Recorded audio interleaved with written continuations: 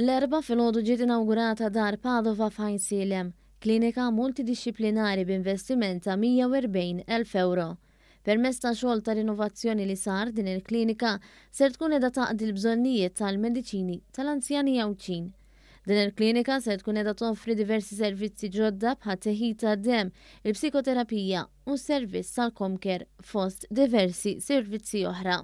Il-klinika se servi wkoll ta' night shelter sabiex toffri kien lill-anzjani għal matul il-lejl. F'konferenza tal-aħbarijiet bit-tema Malta, ċertezza u stabilità, il-Ministru għall-Anzjanità Attiva Ġewett Bela qal li dar Padova permezz ta' rinnovazzjoni ser tkun qiegħda toffri servizzi ġodda għall-anzjani f'Għawdex.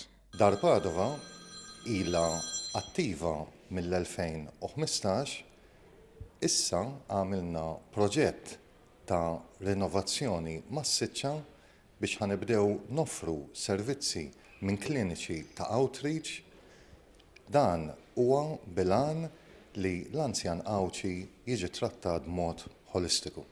Il-Ministru Bela spjega wkoll kif il-miżuri tal-baġġet tas-sena d-dieħla ser ikomplu joffru sostenn lill-anzjani f'Malta u Għawdex. Huwa rimarka li żidiet b'saħħithom il-ġdid fil-pensjonijiet saru sinonimi mal-budgets ippreżentati mill-Gvern Laburista.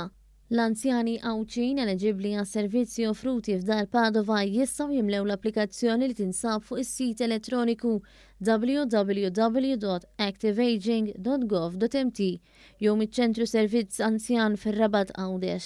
Għal aktar tarif wieħed jista' jċempel fuq 22 78 82 38.